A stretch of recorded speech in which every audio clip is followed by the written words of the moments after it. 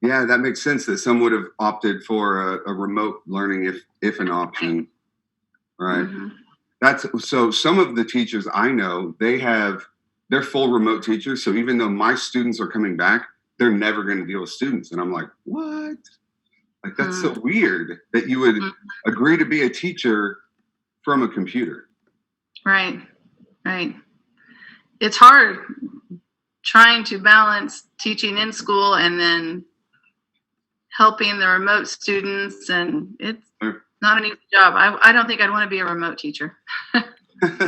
No, well, see, and that's the thing. Some people I've noticed are more orderly, like, and that's what I'm assuming. That's what I see, but they prefer it because it's like I just self-paced structure it, top to bottom, and then I'm here if you need help. Yeah. I mean, it's a little bit different. It's like what we're doing with this program a little bit. Mm-hmm. Right. Yeah, I agree. All right. So are we trying to individually bring things up, or do we just want to have a group discussion for 15 minutes? How are we feeling given down a member? I could talk for a couple minutes just about like my experiences, things that stood out to me from the reading, like strengths and weaknesses. Like, sure, I could go for a while, and I don't know, introduce myself. Mm-hmm. I mean, I'm sure we each probably have a little bit to say. That it'll probably like take longer than we think. Yeah, that's good. Cool. Well, I'm happy to go first. Okay, let's just get started. Okay, cool. Okay, hey, I'm Bob Weinstein. Nice to see you guys again. I teach in Lenexa, Kansas at St. James Academy. I've got grades 9 through 12, and we've been in person since September 8th. We started out in hybrid for a few weeks, but now we've been full in person. We've been kind of one of the more aggressive schools in the Kansas City area, like opening up and letting kids play sports and attend class. So it's been a tough situation for school like in general. It's been tough being a teacher. Classroom management has been a challenge. I found the hybrid mode to be the most difficult, which makes sense because you're doing two things at once. So we were split at first with freshmen and sophomores only coming on certain days, and junior seniors coming on other days. But 5 out of my 7 classes like split the gap where I'd have like sophomores and juniors in 5 out of those 7 classes. So for those few weeks, I always had people on the computer and in class, and that was really tough to manage. I was observed by my principal, and he saw some things like about like what I was doing, but that he had recommendations for, but he really wasn't very critical. And he was like, there's just so many mitigating factors right now, and just like really do your best, but like you could probably save yourself some grief like if you tried this at the beginning of class to get them more focused or something. But like I feel like we're being asked to do a lot, and like I feel like classroom management's been rough, but I definitely feel supported by like my administration and everything. Like I still want to hold myself to a high standard, but I feel like they're giving us a lot of leeway this year. I mean, not to stink as a teacher, but just like things aren't always going to work. Like we're having struggles with the technology and everything. But so yeah, it's been a weird year, but it is a little helpful being in this class and getting to talk to other teachers and being turned on to new resources and things that help with remote learning, everything. But for our reading today, looking at some of like the classroom management strategies or things that are always supposed to be covered. It said that the disciplinary method that works best is to have recognition and punishment. And I feel like I usually I'll do punishments when I have to, but I don't have a very clear reward system to recognize the students when they're doing well. So I feel like I should have more balance there via having like rules and consequences and punishments, but doing a little better, like to do like positive reinforcement type stuff. So I think I could improve in that area a little bit. things that I do well, I think I have a pretty good routine for the start of class. And then we usually kind of break out and students have some work to do. And then at the end, I feel like they're usually just like, they're working on whatever they need to get done for my class. But I feel like my class could benefit from having a little more order at the end.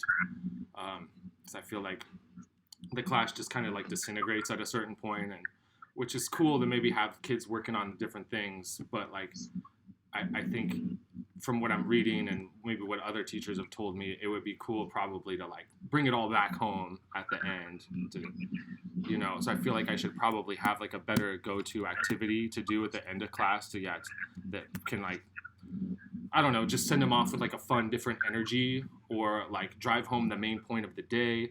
But I feel like I need to stop just kind of like letting them go work on their own stuff for the rest of class and like never like circling it back. I feel like that's like a failure probably on my part, but yeah, not trying to beat myself up too much. I think mostly things are going well. So what's your subject again that you teach? I do Spanish and Latin.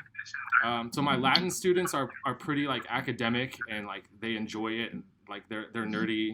Like they're pretty like down to just do whatever. But my Spanish students are like a little more squirrely, and it's like hard to keep them in their seats and focused and stuff. So with my Spanish students, I notice I really struggle with like the teacher-led activities. It's like I'm pretty good at getting them to be quiet and working on stuff, and sometimes that's creative and interesting to them. But like when I'm supposed to be up in front of them, like lecturing and like doing real teaching or whatever, I don't know what real teaching is, but they always like, you never teach us this. Well, like I gave you the study guide, I gave you the module, I gave you the exercises, I gave you the vocab sheet. Like I answered questions when you needed. Like whenever I stand up in front of them though, it's like they don't want to listen. Like they hate the teacher-led activity time. So I feel like that's another weakness on my part, especially in those classes. Like the Latin kids will go on along with it, and they're just like, yeah, coach, like what do you want to read? What do you want to talk about? But yeah, my Spanish students are usually a little harder to keep on track. So I kind of have different expectations for like the different groups that I teach a little bit. So maybe I should make those clear. Like in like the recognition, like the reward thing, you know, it's like, you know, you guys work really well together as a group. You get free seating, you know, or, you know, candy or, you know, but kind of maybe make some of those things more public, like to encourage them. I don't know. I think that for me personally makes a lot of sense, because I know that I get along well with the kids, so we can talk and we can, you know, chop it up. But also, I think oftentimes they don't notice that I'm trying to set a certain type of behavior forward. And so if I were to more clearly indicate it, I would in the same way benefit from that positive reinforcement of good behavior instead of them kind of like, you know, romping around until they find what's approved. They're immediately told like, hey, this is what's expected. So, you know, let's go this way, you know? Mm-hmm. Yeah. Okay. I guess I'll go next. I'm Michelle Heron, and I teach 6th and 8th grade science in Carbondale Attendance Center, just south of Topeka, a little school district south of Topeka. We have been full in person since August 30th. Our district, the 6th through 8th grade, had to go 2 weeks of remote because we had a couple COVID cases, and so the district sent all 6th through 8th graders home. We did remote for 2 weeks. And you are definitely right, Bob. Classroom management is completely different when you're remote than when you're in the classroom. And I will admit I struggled with that as we were remote. And I know, well, I figure we'll probably have to face that again this winter at some point. And so I definitely need to come up with some strategies for that when it happens again. As I looked at some of the classroom management things I read and watched in the readings. One of the key strategies was effective teacher-student relationship. And Dustin, you brought that up. You have a good relationship with the kids. And I think that's probably my strength as well. I mean, just being able to talk with them and have a good relationship with them, I think helps a lot with classroom management. Bob, you talked a little bit about the end of class. And for me, I think my weakness is the beginning of class. And after watching one of those videos, he talked about bringing the kids in, like meeting them at the door and then bringing a few in. So I tried that this last week. And I mean, I was, not that I didn't think what we were being taught would work, but I mean, it really did work. I was happy about that. I met them at the door, and if I had a quieter demeanor and interacted with them as they came into the classroom, they had a quieter demeanor, and it was it just worked well, and I was encouraged by that. The other thing that I took from our readings and videos was that classroom management is a lot about my attitude. And so, if I go into class grumpy and getting on them, that's what I'm going to get back. And I mean, it's true. It's easy to see. And if I can maintain a positive attitude, and I had a student this last week that just was not behaving for me. He argued with me every single thing. When I was standing up there teaching, he would just argue with me.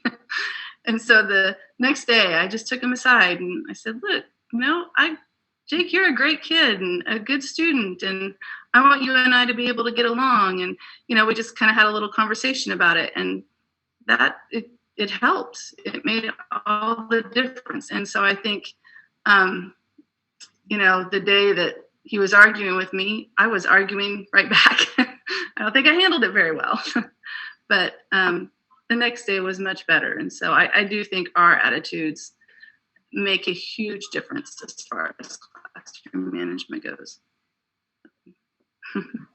I agree 100% through and through. And for me, everyone, I have to admit, I've never seen a classroom on site. I was homeschooled until high school, or through high school, and then college I started. So my only experience is like a lecturer, somebody who gets up there, they say, here, this is the way it is, take it, learn it. And that's, it's more upper level traditional. And with kids, I think that's the complete difference. If you take that attitude of, I'm going to spit jargon onto a whiteboard for an hour and expect you to learn it, it's completely ineffective. There's so much that has to go on as the foundation that we build for education that, it's literally, to me, almost all about relationship.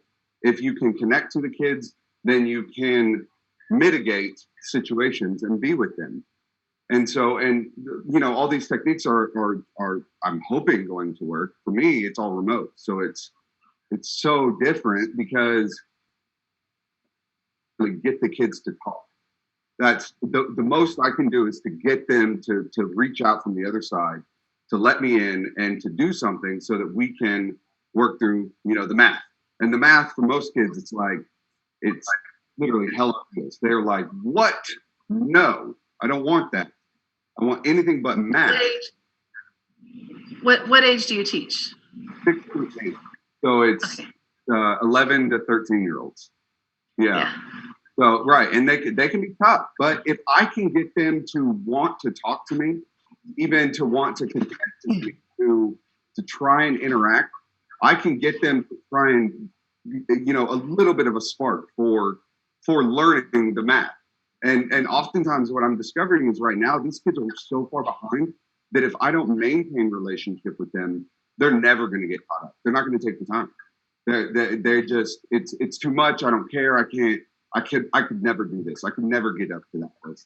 So you have to literally be able to reach out and grab them, in a sense, and allow them to have an opportunity where they can make a failure and you can correct and have that instant feedback that like, oh, here, this is how you can do that better. This is and it's not, I'm not telling you how it is. I'm showing you what you can. And for me, and I'm very limited on my experience, but that's what's been effective is being able to, have a relationship in such a way with the kids that they want to talk, that they want to work through their failures, or, what they perceive as their failures. The the lack of experience or knowledge concerning a subject, it can make them very insecure. And so they don't want to admit that they don't know. They just want to either, shake it off and play right, or, find some way to redirect. And so it's the fact of like, hey, can you do this? And look, let me show you. It's this to this to this to this. And so for me, setting the kids up with steps has been huge, that they know to do this. Like, okay, so right now with my 8th graders, we're doing y equals mx plus b. And so they have to know that we start with the generic formula, we find a slope, we find an intercept, then we plug those into the equation, and then we know what y equals mx plus b is. And they have to know step by step. They can't just look at it and say, oh, okay, so we're going to figure this out and this and this. They can't look at a recipe and say, okay, well, let's go to the store and shop. They have to be told how do we do this? How do we break this down? And the fact that they're listening is the fact that I'm their friend. Like I'm not there as their, authoritarian. I'm there as like, hey, I'm here to help. How can we work this out? And it's not like it's negotiable, I guess. And now that I say that, that's where I get in trouble. Is I often try too hard to be their friend and not setting, as clear. So that's one of the huge things I'm working on is the structure and making sure that it's not all about relationship. There is relationship and there are guidelines, there are rules. So yeah, that's where I got in trouble last year, was trying to be more their friend than the authority, I guess. Right. Well, and I'm struggling with it because I'm like, guys, I gotta make you follow rules. Like, so there's some point where it's like, well, I just gotta ignore my feelings and pay more attention to what we're needing to cover. So it's a fine line. Oh, yeah. Well, and I agree. I think to be effective, we really do have to kind of be right there in the thick of it with the kids. They I don't think they're going to connect with us if they think we're just that far off and distant. But in the same sense, we can't be exactly where they are. Like, I know for me, I've already learned the math. So I tell the kids to learn this. I'm trying to teach it to you. You've got to do that. And so at some point, there's this clear distinction. You're here and I'm here, and it's not that I'm better, but we've got to cross that bridge right there and still maintain our boundaries. And so for me, that's a constant kind of evolution going on right now. It's literally a social evolution I'm going through, because I get along with the kids great, but obviously I need to prepare the kids effectively. Right. For me, you don't want to extinguish their energy. You want to ignite it, right? You don't want to right. But you got to you got to keep the energy that's there and try to redirect it to what they need to be working on. But that's right. It's such a tough balancing act. It is that whole these are the work habits. These are the attitudes. These are the things you want. It's not necessarily true that we all have the same, but we're trying. Mm-hmm. This is our goal. And as a group, we're trying to get there. But I'm here leading you there. So it's kind of which makes sense with the videos on loud children and how you kind of almost corral them. You almost get them in line, and then you slowly lead them in, allowing the behaviors to be mannered. And then from there you work. And it's that thing of well, okay, so I don't have all the perfect attitudes, but I have the skill sets. So why can't we focus on relationship while we get towards that skill set? I don't know. I think I'm probably going to end up in so much trouble because I'm just hanging out with the kids. Come the end of the year, I'm going to be like, well, we had fun. I think that's okay this year more than ever. Yeah. I hope. I hope so. A lot of this year is about meeting their emotional and social needs. Right. Yeah. Well, and it's a big arch that you're talking about there. Just to fulfill those, I guess most times we just assume that they're covered. more so than right now. Like, depending on where we're at, my district. So my kids, they're high risk, and so it's Latino, it's African American, it's minority. So they're tough kids, but for me they're fun because they're kind of like, oh, okay, you think you're tough, cool, like awesome. Like, so tell me something funny, and they all love anime, and they're just kids. They literally, as tough as they try to be, they're just silly kids that want to have fun, and I see it all the time. And it's one of those things for me where it's like, okay, so we can have the relationship, but what is this going to be like on site? And for me, I'm freaking out, like literally.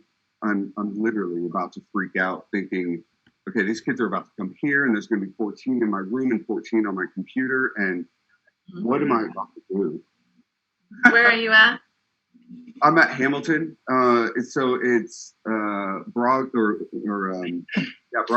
at Erie, downtown Wichita. Oh, okay. Yeah. All right. Yeah. So it's kind of rough driving to work, but the kids and the people, all the staff, they're amazing. I mean, they're awesome. So, but we'll see. It's like the motto for the year. We'll see. Oh yeah, I know. Well, and the Board of Education is changing things. Like I'm like, oh, okay, this. Oh, okay, they're going to vote again. Oh, okay, it's that. Oh, okay, cool. So I'll find out tomorrow. Right. So, but I guess that's what we have. All right, guys, what are we thinking? Now I better say something real quick. I'm Mike Frost. I teach here at Russell, Kansas. I'm an art teacher. So the classroom's a little bit more open, so I can have relationships with the students. But sometimes I get those students that think an easy A, and I have to push them a little bit more. Yeah. Sometimes that kind of wrecks our relationship. Last year I was pretty lenient with those kids, and I'd give them extra credit and whatnot. And they'd get caught up, and then it was just a cycle. So this year, no extra credit, so they said, of course. We had been doing half and half, and we was half the students in the morning, half the students in the afternoon, and we were planning on coming full time starting Tuesday, but we had custodians out, so we are going into lockdown this week, or social or distant learning. And some where they were letting the students kind of pick and choose if they want to do online learning. And I found that it seemed like I was spending more time with the students online than I was in the classroom. Mm-hmm. And so I don't like it at all. Man, online, I feel like it's so tough, whether you're early ed or secondary, it's, for me, like I'm blown away by early ed educators dealing with online, and I'm like, what? Like, how you get a kid to sit in front of a computer all day? Like, as a professional, it's insane. Like, I deal with what I feel like is so much emotional distress just trying to figure out what to do to keep everybody engaged. Yeah. And and to think like, well, and not only that, I don't have the attention span either. Like, they have 10 minutes maybe before you gotta go some other direction. So it's tough. I mean, so, and Mike, what grade do you teach? Oh, 6th through 8th. Okay, so you're middle school also. Okay. Yeah, they're fun. I like that age. Yeah, Sure. I do too. So one of the biggest things for me with management on remote is realizing that their age correlates to the time they're willing to focus on one activity. So 15 minutes, if you're doing something longer than that, you're going to start tuning them out. They're going to start. And so for me, I've had to realize that if I'm trying to teach them this, we need to start with this activity, move to that one, go to this one, and then close on something else, because otherwise they're just, and that's just the first 9 weeks that I've noticed. Lesson planning is not my strength, because I can look at it and say, okay, I can do that math, that's fine. But then I realized that it's not that, it's I need to be there with the kids, and they don't do it the same way I do. They can't read for hours on end. They would 15 minutes later be done. And, for me, that's kind of been the saving grace. So, Okay, guys, are we good? We're at 6:30. Yeah, it's nice chatting with you all, and yeah, thanks for Yeah. sharing Chat about your with you too. experiences this year and everything. Yeah. Cool. Okay. What a year to be a first year teacher. Yeah. Yeah. That's a downplaying the situation. I feel like there's so much going on that is changing everything. So we'll see. Yeah. Happy to have a job. Oh, Yes. sure. Very much. Yeah. So, Awesome. Okay, guys. Well, then I'm going to end it, I guess. Say thanks for chatting. yeah, thanks for hosting. And Yeah. is there anything else specifically? So I read through the instructions. I'm going to upload it to Google Drive and then make it available for anyone with the link, and then just post it to the discussion board. Are we all clear? Yeah, I think that's yep. All right. That's right. Okay. Thank awesome. you. Yep. Have a good week. All right. Bye, See guys. All right. You See ya. too. Thanks. Bye. Bye.